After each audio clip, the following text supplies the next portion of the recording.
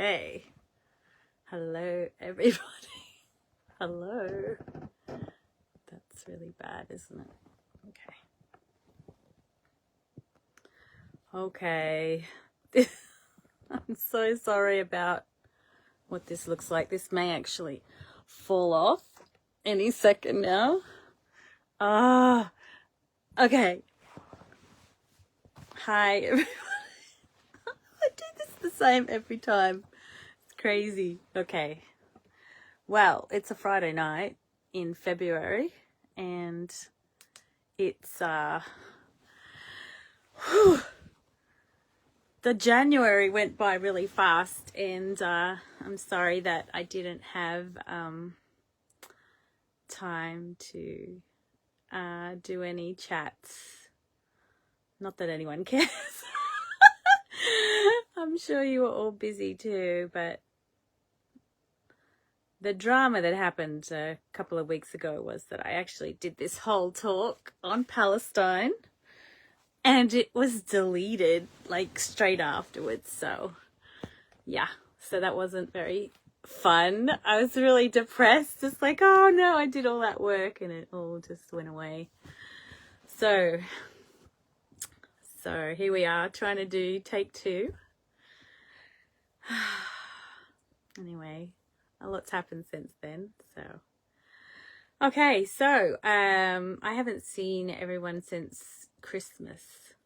So in my community on Christmas evening was a tornado. So a tornado went through our community.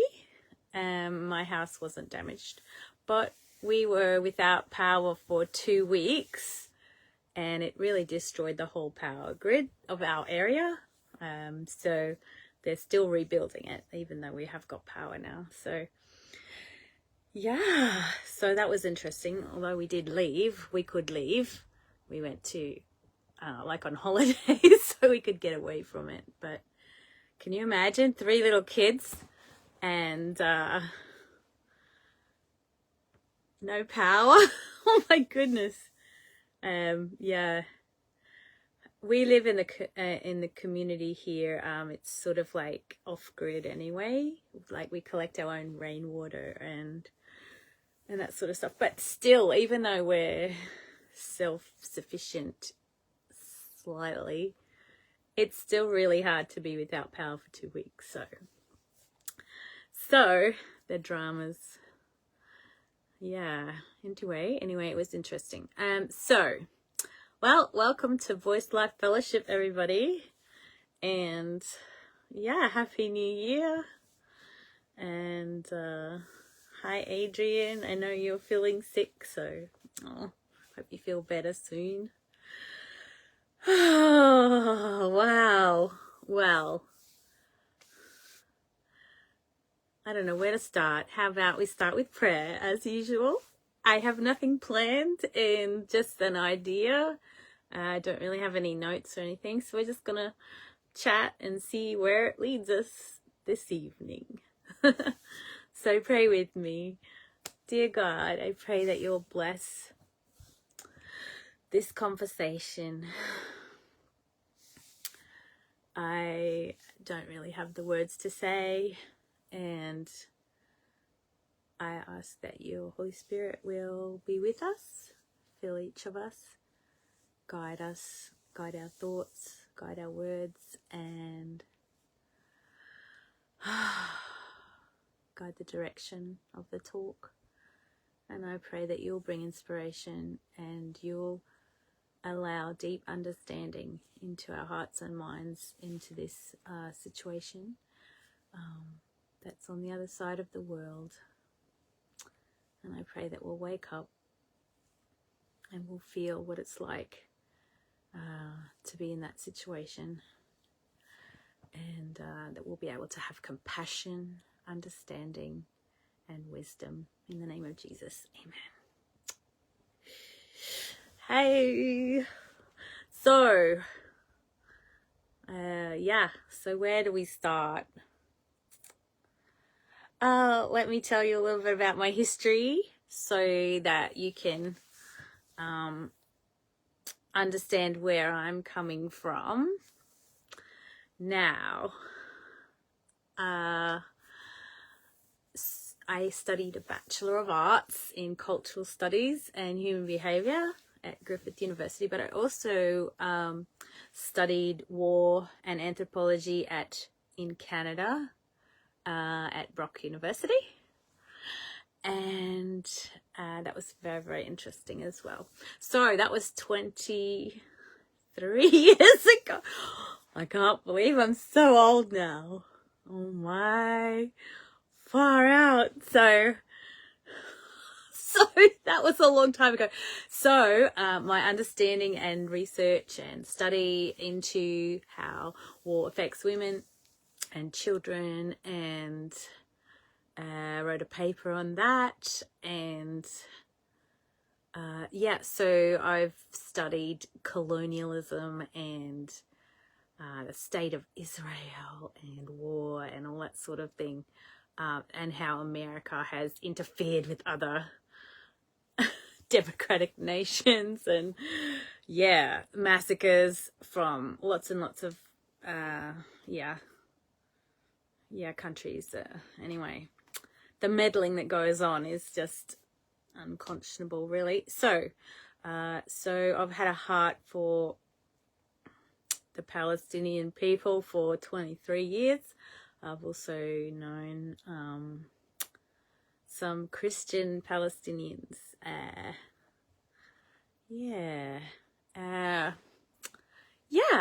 mean, I know Jewish people as well. It's not one-sided here. I don't have this one-sided love just for one group of people. I love people from all different nations, and I used to love traveling because I love culture, and as I did my studies in cultural studies, that's just one of my passions. So understanding different cultures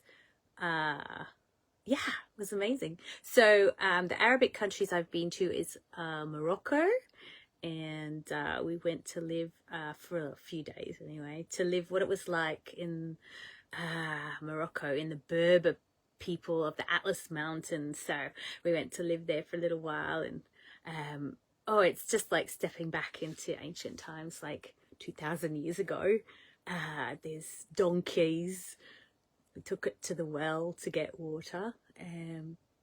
There's the men dress in long dresses, so that sort of the dress also is very, very unchanged for centuries. And they're with a sickle in the wheat fields, hands reaping the wheat, and there's mud houses.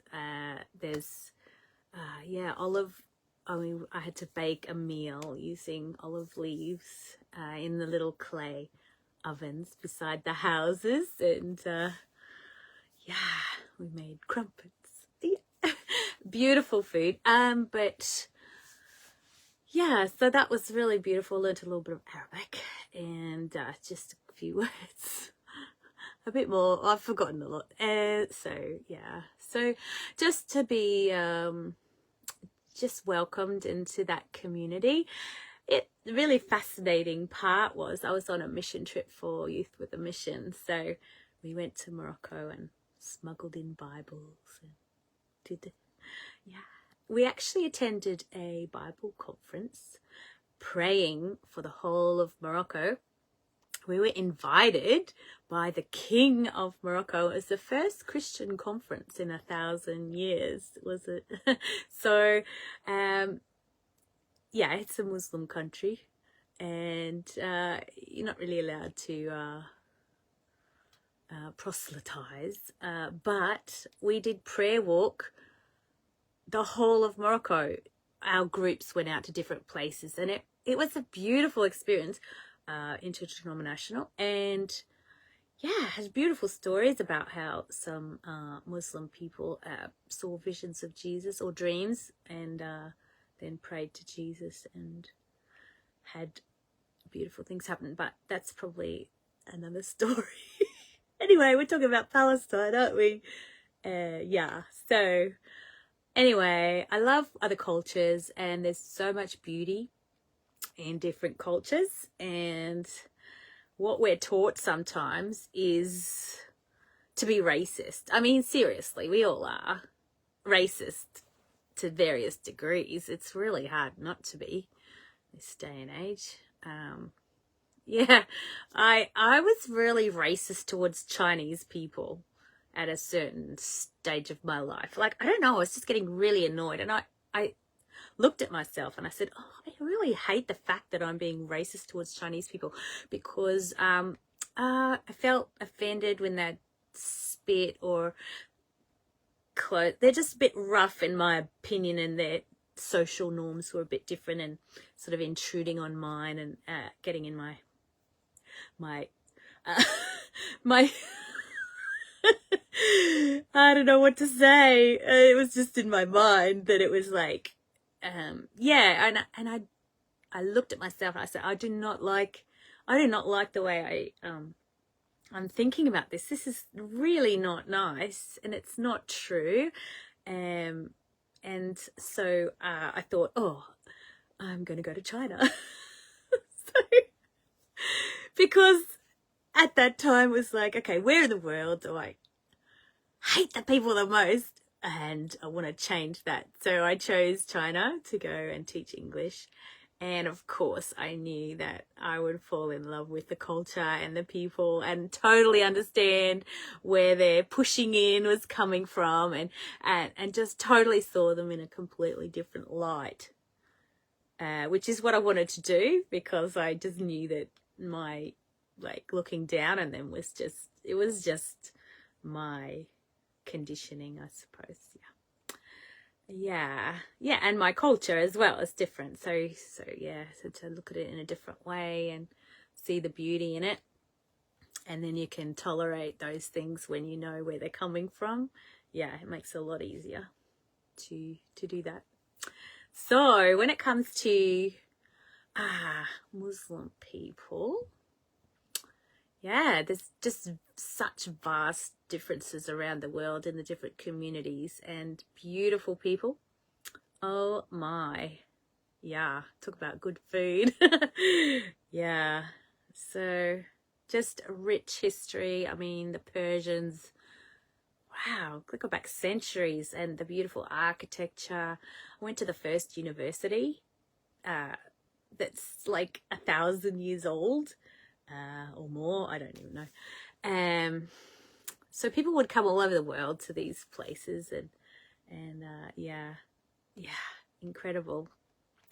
So at one point in time, I'm sure the Arabic, they could, their science, their astronomy, their architecture, their rain, there's giant rain catchers and giant, like, refrigerators made out of just beautiful, I don't know, clever ways of doing things. And so of course the culture is very rich, very beautiful, and yeah, and I suppose through modern conditioning, especially since 9/11, we've been taught to fear Muslims and the Arabs.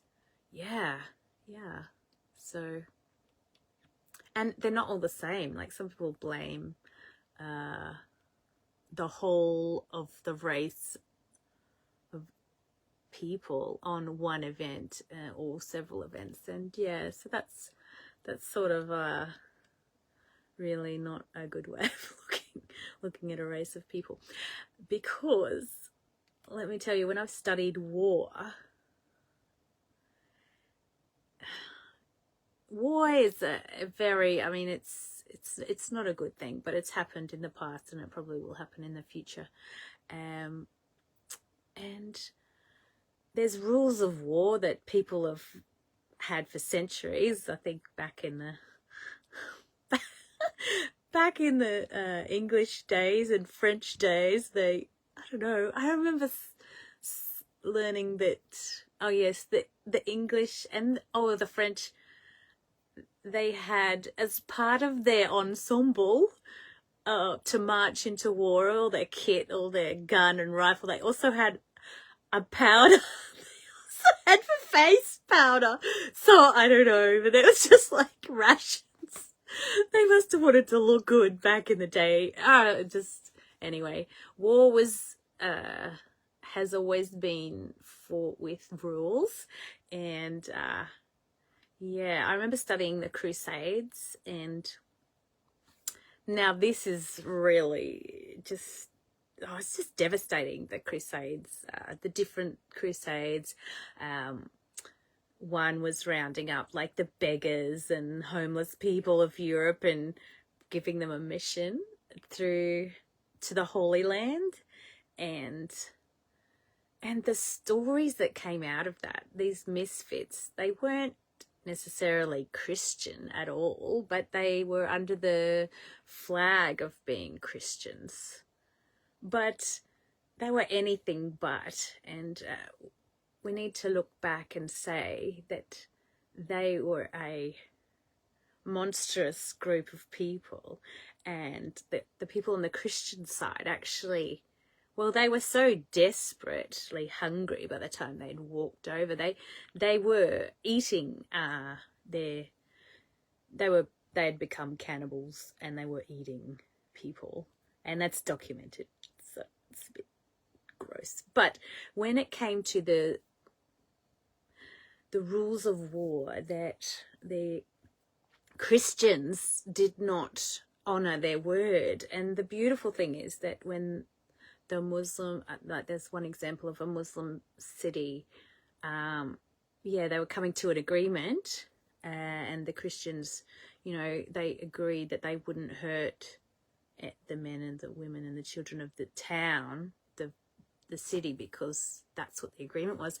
But then the Christians just went against the word and destroyed the village, all the men, women and children. So that's really, like, if when you look at history, you can see that the way we've been taught, it's very ethnocentric and very, their history tells the story of the victors, and we often don't see the beauty of the other cultures that may have been part of that as well. So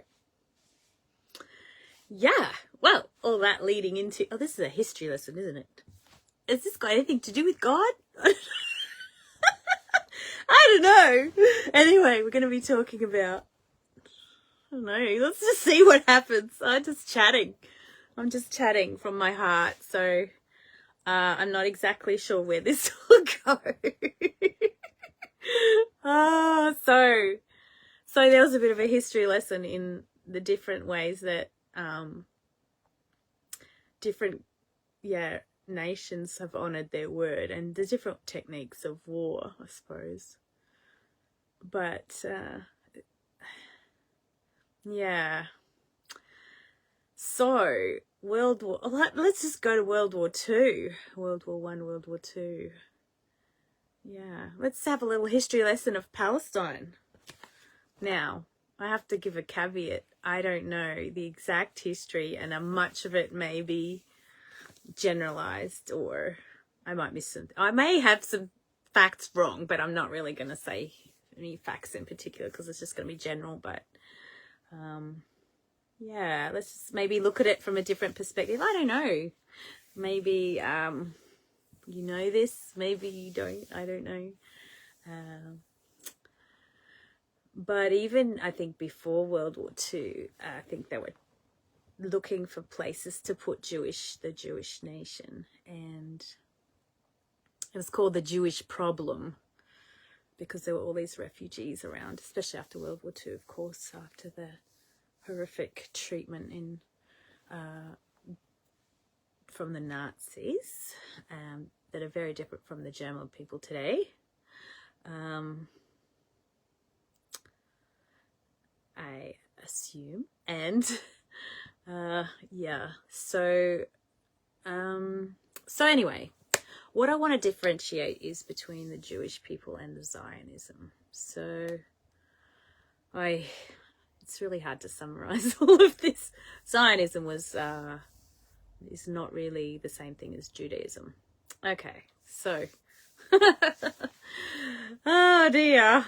So there's a different way of looking at it. There's a religious way of looking at this, and there's also a political way of looking at this. So Zionism is political. It's not really Judaism at all. Actually, is in quite contrasting to that, as many rabbis would tell you. Yeah. So the Holy Land, that became a site where, because Palestine belonged to England after the Ottoman Empire from World War One and World War Two, England decided to give it to become a refugee place for the Jewish people from Europe. So there were ships and ships of them coming over to Palestine, and there weren't that many people in Palestine. But of course, let's talk about the rich history of Palestine. So Jesus was in Palestine. He was in, that area. Anyway, I'm not sure where it first got called Palestine, but ever since Jesus was there, his brothers and sisters and family would have had children and descendants, and those people are the people of Palestine today. Now, they had a Jewish rule for a couple of hundred, Christian rule for a couple of hundred after Christ, obviously. But the Ottoman Empire, I think, ruled them for like 900 years. So basically, these are the same people that are descended from the Jews. They are those beautiful descendants from Jesus' time till now. And as the Ottoman Empire took them over, they didn't cleanse those people and then put a different race of people there. They just said, okay, if you adopt our religion, then that's all right. You can, you will be at peace with us. So those group of people that were historical Jews, a lot of them became Muslim, and some of them remained Christian. Ever since Christ, I suppose, they've remained Christian. And then there's also Jewish people that remained there as well. So there's these three beautiful groups of people that have lived in harmony for centuries, ever since Christ, because of course there wasn't Christians before Christ, but there were Jews first, then Christians came along, and then Muslims, they call themselves Muslim. So those three people have lived in harmony. And yeah, they've worked out how to live beautifully together. And a lot of places in the Middle East have had people living there. In Morocco, I went through a Jewish cemetery, and there's definitely communities that have lived there in harmony. So that's a myth that needs to be made clear, that there were people living in Palestine before Israel came along. So so that's a really key fact to think about, that it was a really nice place before. It was a booming economy. There was some places that were just so cosmopolitan. People were coming to learn things. There were factories all over Palestine. They had their own coins, their own money, their own culture, their own dress, their own, they had their own infrastructure. They had ports. They had a railway station, trains before Switzerland, I think. So they had a tire factory, the only one in the Middle East, making tires for cars. Like, there was definitely lots of people living in Palestine. It was on the trade route, so of course it was a place of knowledge and growth. Also, it's right on the Mediterranean, so yeah, life would have been buzzing. And the beautiful thing is that World War I, World War II, Palestine did not even participate. So very, yeah, that's actually quite a peaceful nation. Yeah. So what happened? The Zionists were given Palestine to go live in, and they were given it to call it Israel. So let's talk about, well, I suppose we all know what happened then. They tried to force out people from their homes, and this is the sad thing. There was a lot of ethnic cleansing that's gone on for the last 75 years. I have two questions that I really find very, very intriguing. One is when they just had such horrific experiences with World War II. I mean, this is only a few years later, and there would have been people out of the concentration camps and out of those ghettos and in horrible situations coming on those boats with nothing and coming into a land that they didn't know. And they were given, homes that Palestinians were forced out of. I just think it's almost like the exact same thing happened to the Palestinians as had happened to them just a few years before. Yeah, and it's like, wow. Yeah, the political dynamics would have been so confusing, because Europe was so, wanted to basically, well, there was the Jewish problem. They kept on saying the Jewish problem. What are we going to do with all these Jewish people? So, so America didn't want them as refugees. So they forced Palestine to take them. Yeah. So yeah. Beautiful country was displaced, cleansed. It was the Nakba. You probably heard about that. Thousands of people were killed and moved, and unfortunately they were told that they could return, but after the war they were also told that they were not allowed to return. So there's been people displaced from Palestine for 75 years. There's people that have keys to their houses that they carry with them, and of course they've been misplaced multiple times. I mean, I think in Gaza, I mean, they're just multiple massacres, multiple ethnic cleansing, multiple moving out of villages, forced refugees to different places, and now again it's happening again. So yeah, it's pretty horrifying at all. So there's the Zionist, which is not really Jewish. It's political. One person says it's an extreme fascist messianic religious right-wing settler party. Okay, so that's the current government. That's where someone described the current government. And Smotrich is his name. So one of the dudes that runs that party. So I think this current party is, I'm not exactly sure how it's messianic, but this is just so crazy. So their values are totally not Christian or Jewish or Muslim. They don't really have these values. So most of them would agree that they're mostly atheists and secular, which is really sad, because I think the moral values may be missing from that as well. Yeah. So what can I say? It's pretty devastating what's happening now. So there's a Zionist aspect, the political aspect, and of course the politicians. They have plan, 3-point plan.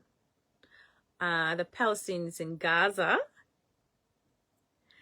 they can give in, and that there will never be a state of Palestine, that they will be taken over completely by Israel, and that there will be no self-determination. So they can accept their fate of being totally occupied by the state of Israel, or they can emigrate now, Palestine. Yeah. What would happen if all the Palestinians of Gaza just left? That would just, Israel would be so happy. And I'm just talking politically here. I'm not talking about the people of Israel. I hope you know that. I'm just talking about politically. Lots of beautiful people in this whole situation. I'm talking about the political party here. The extreme fascist, messianic, religious, right-wing settler party of Smotrich. So the second thing is he wants them to emigrate and get rid of all these refugees, and then he can have free reign of Gaza, do whatever they want. What do they want to do? They want to create a whole new city. They've already mapped it out. They want to get the gas, $500 billion or something worth of gas, put a canal through to, yeah,